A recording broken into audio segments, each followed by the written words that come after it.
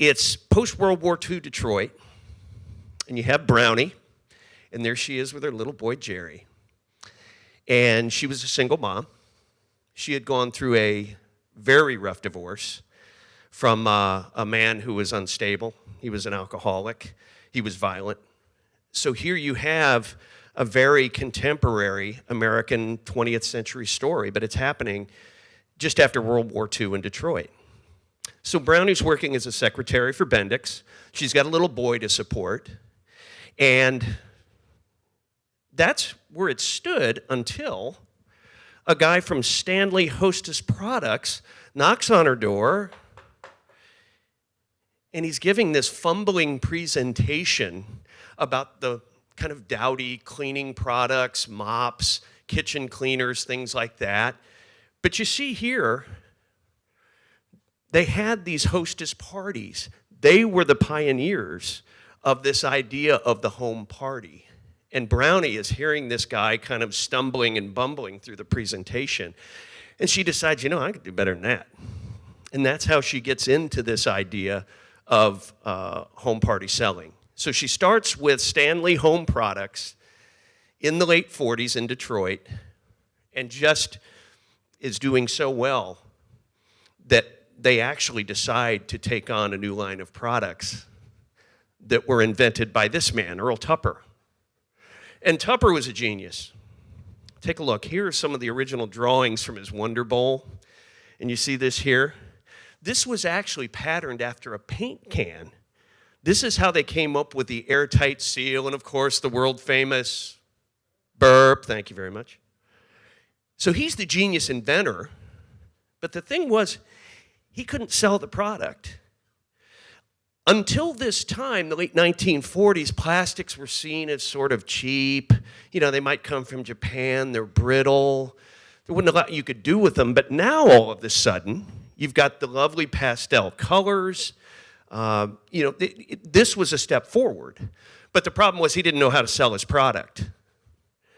Fortunately for Tupper, Brownie had this 16-year-old salesman for Stanley named Gary McDonald, who was at the J.L. Hudson store in Detroit in the late 40s. And he sees this Wonder Bowl and these wonderful products, the Millionaire line, as it was called. And he brought it to Brownie, and he said, this would make a great home demonstration product. And that's how they picked up on it. Now, at the same time, Brownie's moving her way up in Stanley. And they've got what they call the Stanley Pilgrimage, where you go to the home office in Massachusetts, and they, give you the rah-rah treatment, and they tell you how to move up and sell more products. So Brownie makes the mistake of telling the head honchos that she's interested in management. She didn't want to just be a regional gal in Michigan. And they basically tell her, honey, management is no place for a woman. And she says, well, I'll show you. About the same time, Tupperware is realizing, wow, we got this woman in Detroit, and she's crushing it. She is selling product like to beat the band. We got to figure out what's going on. And so they send a guy out to talk to Brownie. And the guy literally asks her, what in the hell are you doing to sell so much product? And she tells him, we've taken the Stanley home party idea and we've integrated Tupperware into it. Do you see what she's doing there? Do you know what that is? Any Tupperware faithful? She would actually seal up the Wonder Bowl with liquid, seal it, and then throw it across the room. And people would be like, holy cow. And it would land, and no product would spill. So people immediately would know this product works. The Tupperware guy who's come to talk with her in Detroit says, okay, how'd you like to move to Florida? How would you like to have the entire state to be the distributor for Tupperware? And she's like, absolutely. So she and her young son, Jerry, moved down to South Florida, and they start selling Tupperware. She's a distributor. But there's a problem. That's distribution. And Brownie's got her home party system. She's got her training system. She's recruiting people. She's taking the orders. She's trying to send it out to people. And then they're not getting the product. And Brownie wasn't going to have any of that.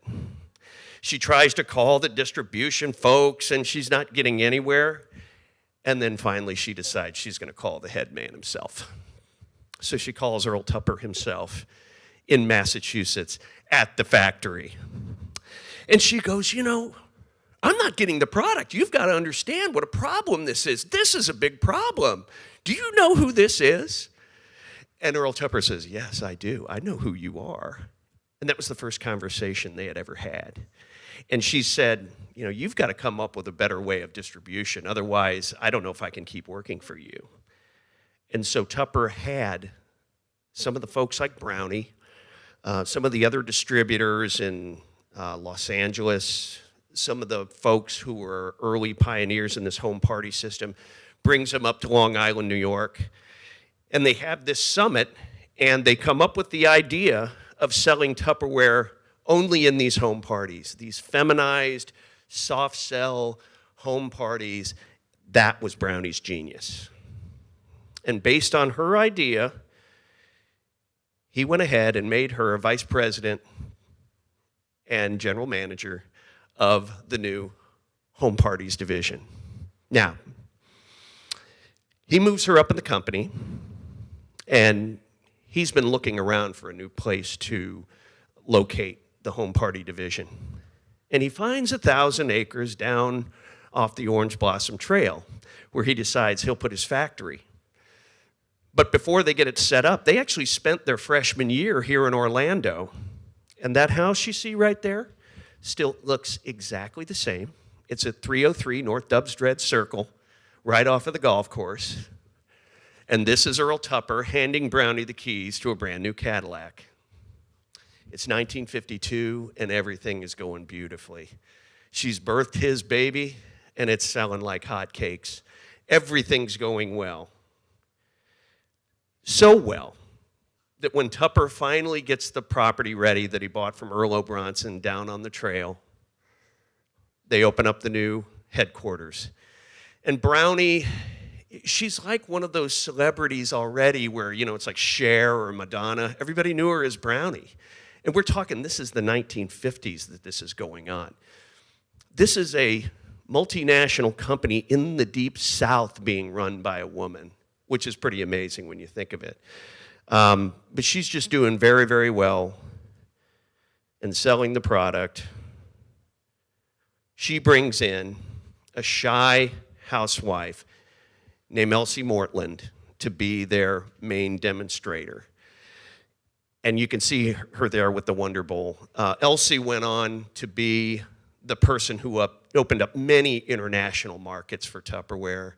And she became a legend herself, and she was one of my primary sources in this book. And for me, primary sources are just gold because they live the story. So that's Brownie and Elsie. Everything's going great. They start recruiting more and more dealers to the point where they have thousands, 1954, 55. You'll see in the book the specific figures about how Tupperware is just taking the country by storm. And Brownie is soaking up the celebrity. You know, this idea of, you know, a mother, a woman running a company in the Deep South. Tupper signed off on the idea of making Brownie the face of the company. So Cosmopolitan, Women's Home Journal, you saw that Brownie was the first woman ever on the cover of Business Week. Brownie was a rock star, and things are going great. And they're having, they have these jubilees where the top performing dealers get to come down, they dress up, they compete to win awards. There's one great one that was covered by Life magazine, okay? This is down on the trail in, I want to say it was 56. And they've actually, in the middle of the summertime, they've buried all of these prizes deep down in the dirt, and Life magazine, CBS, is taking these pictures and video of women out there in the hot sun digging for the buried treasure.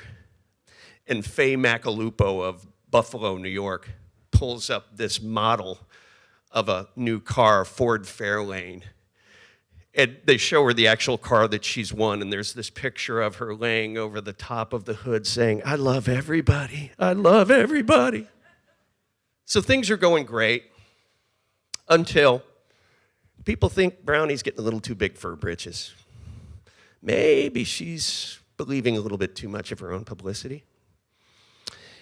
And there's a group of distributors who have a secret meeting in Philadelphia. They decide they're going to overthrow Brownie because they can do better than her. And there is actually these moments of intrigue where they get a hidden microphone inside this hotel room, and they find out who the distributors are who are going to have the big overthrow, and they confront a guy in Los Angeles, Peter Block. And one of the guys I interviewed was one of their PR men, Don Hinton, who's sitting in the back of Peter's office, kind of like this, and he's wearing a hidden microphone. And this is like something out of a movie. But so they break the big revolt from the distributors, but it's the first time that Brownie sees the sales start to dip. Now we're talking 1956. And there was something else that Brownie did that got Mr. Tupper upset. She wrote her own self-help book. It was called Best Wishes. Anybody ever seen this? This is another way that Brownie was just way ahead of her time. I mean, these days, if it's Oprah, if it's Martha Stewart, a book like this is almost expected, but not back then. This was 57. And Tupper decided, she's taking her eye off the ball. She's believing her own publicity. And he wasn't happy about this book at all. And then in July of 57, everything really started to come apart.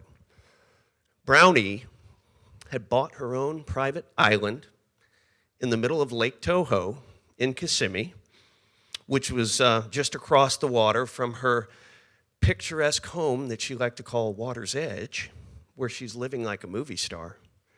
And she has the Tupperware Jubilee, the annual gathering of the distributors. And she's got them all out there on the island. And do you know what happens in July of 57, or July or summer of any year in Central Florida, late in the evening? Like clockwork, thunderstorms. And they've got all of their distributors out there. They've got the best performing folks in the company, and they got no way to get them off the island. So you'll see what happens when the smallish group of people who drive the boats and had been doing a little bit too much of this tried to get some of these folks off the island, and it turned into Brownie's Waterloo. People were hurt, there were lawsuits, all kinds of stuff went on.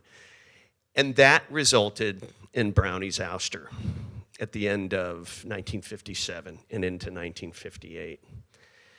And the book actually starts with Tupper coming to Orlando and holding this clandestine meeting over at the Angebilt Hotel and calling a couple of Brownie's top guys and saying, "I'm going out there today and I'm going to fire her."